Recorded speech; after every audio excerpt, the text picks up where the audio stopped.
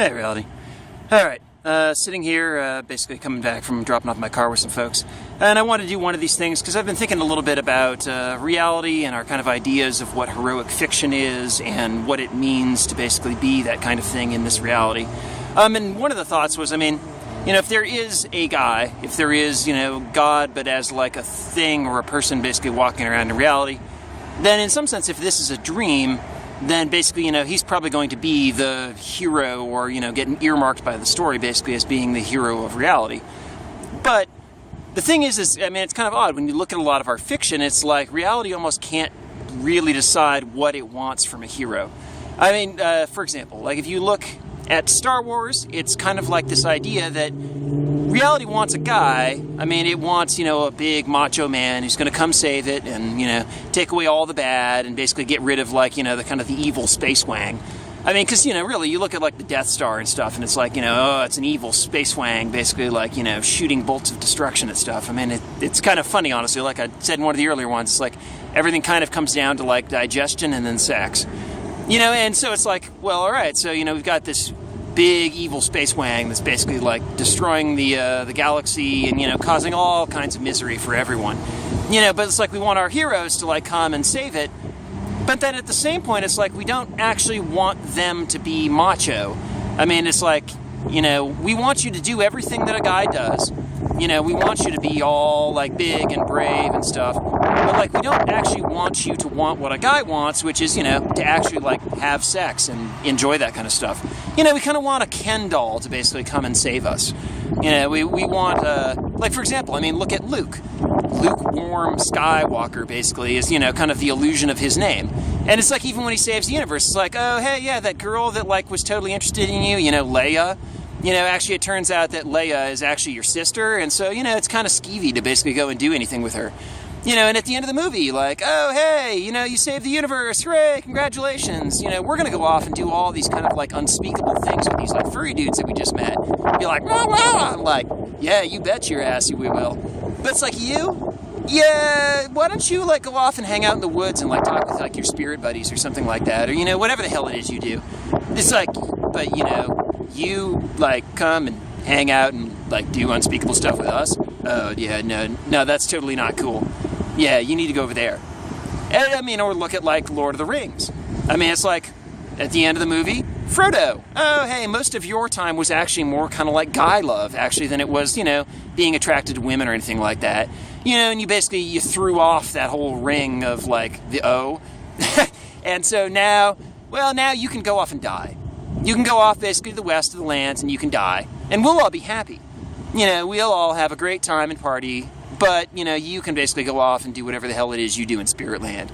Similarly, Gandalf. Like, oh, hey, Gandalf, it's great. Oh, that's awesome that you got, like, super white and, you're wonderful and good and all this kind of stuff. But, like, you're God. Like, what, you want to hang out here with us? No, that's not cool, man. You're, like, making it super weird. It's great to have dragons and all that shit and be like, woo, fireworks and stuff. But yeah, you can't actually live here. That would mess up the whole balance of everything. And even Aragorn.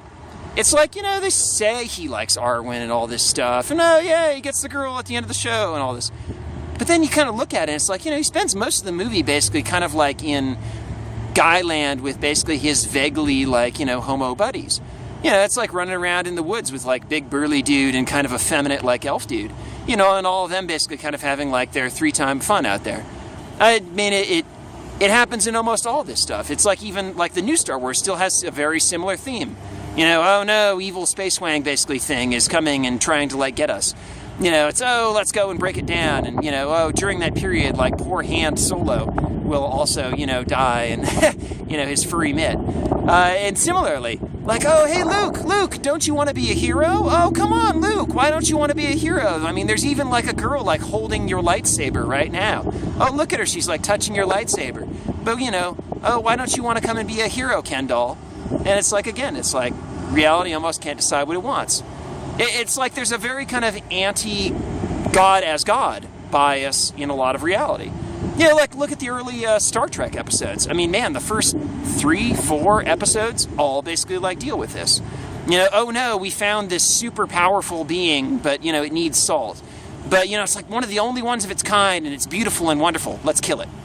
You know, similarly, oh, hey, this guy who was part of our crew and is one of my deepest, loveliest friends, you know, he's discovered transcendence. Oh, but sir, we should probably kill him quickly because, you know, if he gets too far ahead of us, he won't even care about us anymore. You know, the natural state is that, oh, he will just destroy us and kill us. All right, well, Kirk better throw him in a hole and drop rocks on him. Or, you know, similarly, oh, hey, you know, this boy just appeared who basically is God and, you know, and can do whatever he wants. But, oh, it's wacky fun, and he really doesn't understand, and oh, and now we're going to have a sad ending where he gets basically taken away and taken by basically the Ken doll people, you know, so that he can't actually enjoy love or anything like that. It's like, man, reality, you must really hate this guy. I mean, it's kind of funny.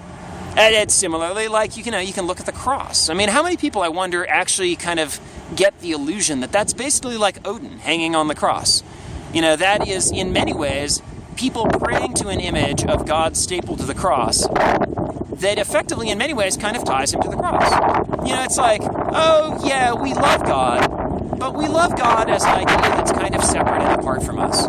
We don't actually want that here because when it's here, it's weird. You know, it messes the whole thing up. You know, sure, it's nice when he comes and saves us, but in fact, actually, most of our symbology, most of our ideology, most of everything that kind of goes with it is going to be more like, let's restrain God and keep God basically as minimized and away from us as possible, because really we don't want him to like kind of live a life with us. We would much rather basically kind of be here in material land and, you know, not actually have to deal with the fact that there is a guy who kind of, you know, runs the dream. It's strange.